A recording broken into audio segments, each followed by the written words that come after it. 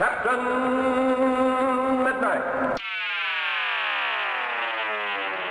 So here are a couple posters for The Boys Season 5. Prime Video went big on marketing this season, and the message was clear. No more table setting, no more failed attempts at taking out Homelander just to see a mild status quo shakeup. This year, they were playing for keeps. Homelander was out in space, looking on at a world in collapse. We have Butcher standing in the flaming wreck of Vought's war machine. It was big, it was bold, it was an event. So of course, with the final season now come and gone, the first thing everyone wants to point out is that this isn't really what Season 5 delivered. Now, I'm not entirely clear on how this happened, but this season looks noticeably cheaper than past ones. This is one of Prime's biggest shows, obviously, but from what I can tell, the budget did not increase all that much, while its cast has only grown more expensive.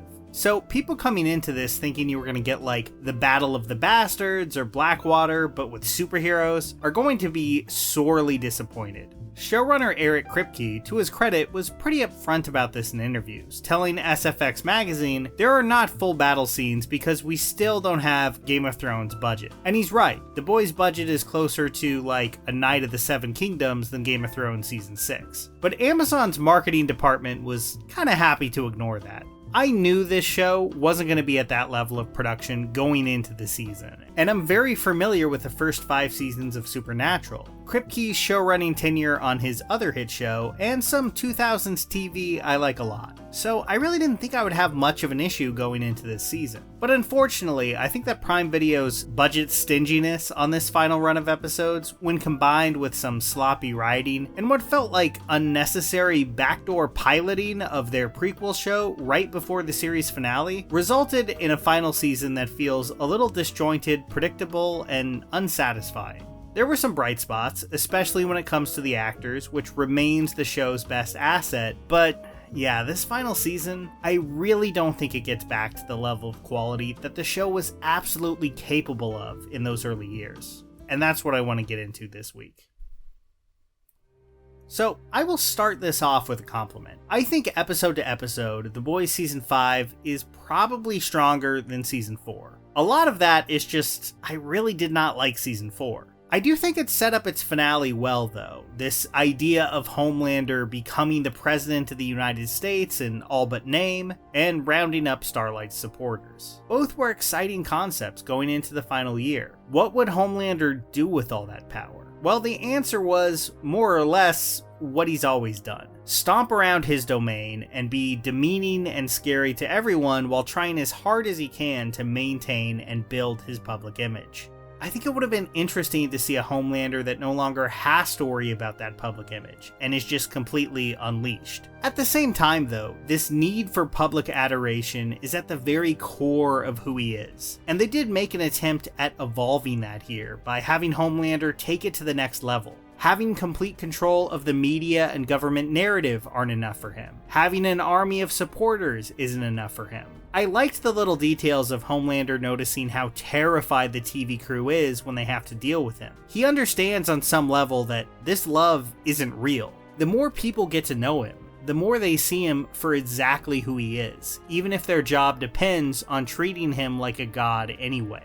That's not enough for Homelander. Nothing ever is. And it leads him to his terrible solution. Declare himself not only their savior, but their god, and cleanse the world of anyone who doesn't believe, in their heart of hearts, that this is truly the case. I like this setup quite a bit. It's over the top, as the show always is, but it makes sense as the ultimate expression of what Homelander has always been chasing. Real, unconditional love on his terms, and with nothing expected from him in return. I think they really had something with that, and it's a perfectly good place to take the character. Now, where the problem arises is that basically the entire season takes place during the planning process of this evil scheme, when things are more or less business as usual, instead of seeing any version of this through.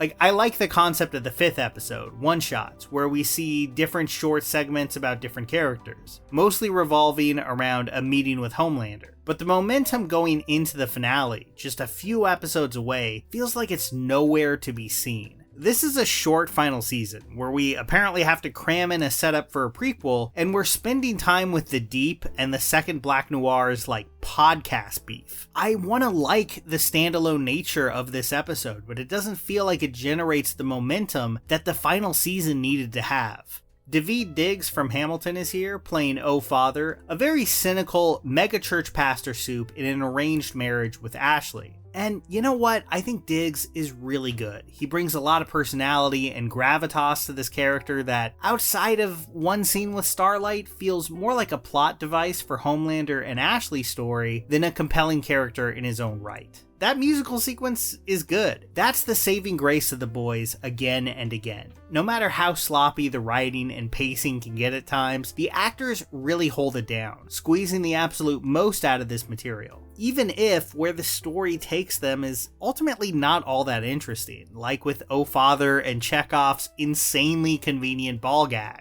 Now, I'll talk about that finale more, but I think I'm getting a little ahead of myself here, because I absolutely have to talk about Soldier Boy and that deeply strange penultimate episode. I enjoy Soldier Boy, made a whole video about him. I really think he added something to the show, but his role in this season was so strange. I don't want to keep bringing up the prequel and ascribing every choice here as like a cynical ad for that show, but they've made it hard to not reach that conclusion with how they've wrapped up this story. That's not to say there's nothing of value here. The idea of Homelander being so thoroughly hated and emotionally rejected by both his father and his son before he finally snaps and makes a violent threat to the world that they better love him is a perfectly good one. But the Soldier Boy storyline, which sees him giving the gift of literal immortality to a man he despises because it's what Stormfront would have wanted, feels paper thin.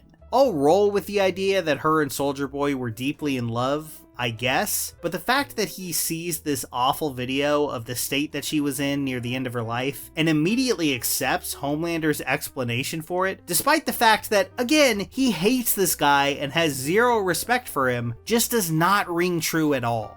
You just have to accept that Soldier Boy is capable of a lot more sentimentality than we've ever seen from him. Now, this kind of breaks Sister Sage's brain, and you know what? She's right. It makes no sense with this character. And both this choice and his decision to try to skip town before Homelander just boxes him up once again is where the writing in this season shows its seams the most. Soldier Boy's choices here feel almost completely arbitrary, serving the convoluted machinations of what the writers need him to do to tell their story, and maybe to promote his future show, not anything that feels organic to the character that's already been established. It's a disappointing end for one of the show's breakout stars, and it left a really bad taste in my mouth. And speaking of Sister Sage, what was this? Okay, so we get the reveal of her grand master plan to end the world and be alone with her books in a bunker. So I guess her ultimate dream was to be Henry Bemis from the Twilight Zone, but like on purpose. There was time now.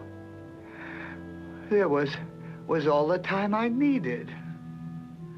It's not fair. I will admit, I am very far from the smartest person in the world, and I am probably incapable of putting myself in their headspace, but that's the plan? That's what this has all been leading up to for her? Becoming one of the most evil people in human history and playing 8-dimensional socio-political chess for the sole purpose of chilling out in a bunker and reading through the books of a now dead civilization? That just reads as really half-assed to me. Maybe they could have built up to that motivation feeling right this season if they had gone out of their way to paint her as a antisocial and really, really nihilistic person. And I mean, sure, I guess she approaches every horrible thing she does with a sense of gallows humor and detached irony, but that's also like 85% of the characters on this show. It feels tacked on, and once again, seems like the character serving the plot machinations and not the plot serving the character. Unlike Soldier Boy, I don't think the writers ever had a handle on Sister Sage. Just a total whiff of a character written off with a Universal Studios gag after she had served her undercooked narrative purpose. Let's get into that finale. The fall of Homelander, after so much buildup, was just kind of easy. In terms of plans that the boys have concocted to get at the big guy, this was probably the simplest, and with a little help from Ashley, it just works like a charm. O Father and the Deep are dealt with quickly, with the Deep at least getting a death that's kind of fun if you don't think about it for too long. And then we finally get there. the big confrontation. Tapping into his supernatural roots, Eric Kripke gives us stakes that couldn't possibly be higher, with Homelander being on the edge of maybe massacring more than half of the human beings on Earth, but it all really comes down to a few people having a conversation and a fist fight in a room. Now, I'm sure a lot of you saw that as hugely disappointing already, but I was very willing to go with it if that scene truly delivers. And I think on a performance front, it absolutely does. I love how Homelander's body language and voice changes after he realizes he's been stripped of his powers. In a split second, going from a potential atom bomb in every room he's in, to a sad little man that's clearly in way over his head. The actual scene itself is not all that impressive though. I don't like to be the guy that's really nitpicking superhero fight scenes. I think it gets boring kind of quickly. But come on, we have seen the speed and strength of Homelander's powers over and over again on this show. I guess he must have been having an off day here because he's pretty easily subdued and shows none of that crashing a plane with one blast of his eyes energy that he's had in the past. Still, this idea of a depowered Homelander is the most memorable thing about this finale, and I kinda wish they had spent more time on it. Butcher takes him out 40 minutes, give or take, into this episode, making that whole sequence seem a little more rushed than it really should have. And it gives way to a final confrontation between Huey and Butcher that, I'm sorry, just absolutely needed to be an episode of its own if they were gonna make this work at all. The lengths that Butcher is willing to go to end all soups has always been a tension simmering in the background of this show. And to try to wrap that up in a neat bow in 20 minutes, that doesn't work. It feels like the show going through the motions as fast as possible, giving us this moment where Huey just finally has to shoot him. And despite the score really trying its best, this just doesn't land with the emotional gut punch that the scene needed. I think this one season finale needed to be 2 or 3 episodes to really work. And I get that this is a short season, but I don't know, maybe we carve out that whole subplot about the gang fighting off elderly soups who fight with their balls, or basically everything to do with Soldier Boy in season 5.